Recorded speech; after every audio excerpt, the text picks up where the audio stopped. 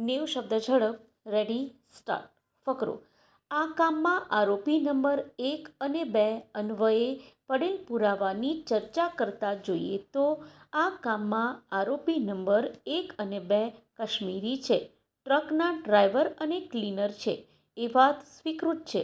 હવે આરોપી નંબર 1 જે ટ્રક ચલાવીને કાશ્મીરથી આવતા હતા તે ટ્રકમાંથી આ આરોપી ડ્રાઈવર સીટ ઉપર બેઠેલ, તેનું નામ મુસ્તાક અહેમદ હતું.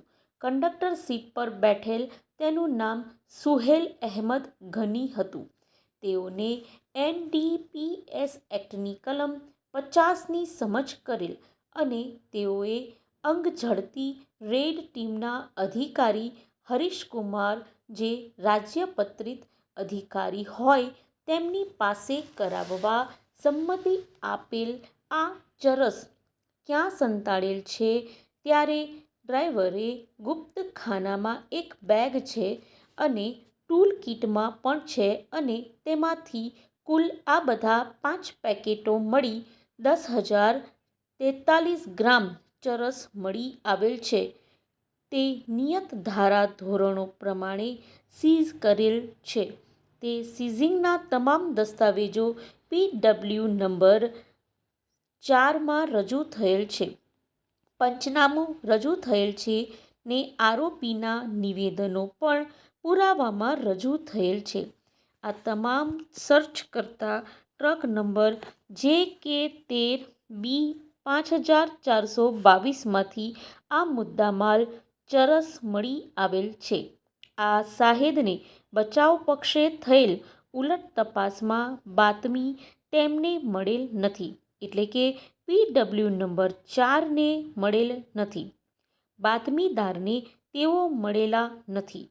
બાતમી મળ્યાનો સમય ખબર નથી, પરંતુ સમગ્ર વિસ્તૃત ઉલટ તપાસમાં બચાવ પક્ષે પૂછવામાં આવેલ મૂળભૂત બનાવ અંગેના, એટલે કે આ ટ્રક આવતો હતો, કાશ્મીરથી આવતો હતો, તે વૈષ્ણોદેવી સર્કલ પાસે આવવાનો હતો, તેમાં ચરસ હતું.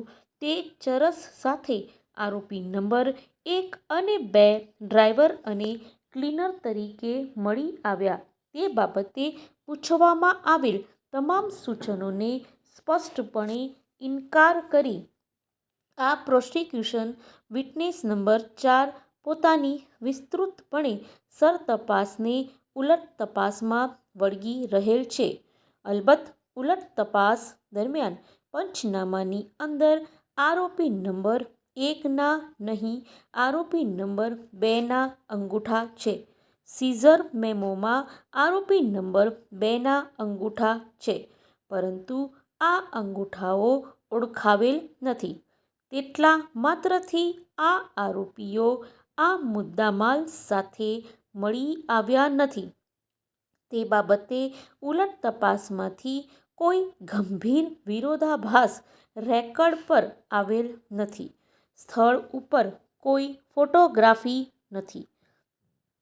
આરોપીઓને કાશ્મીરી ભાષા આવડતી હતી, પરંતુ કોઈ ટ્રાન્સલેટર લીધા ન હતા, કારણે આરોપીઓ હિન્દી ભાષા જાણતા હતા તેવું ઉલટ તપાસમાંથી રેકર્ડ પર આવેલું છે.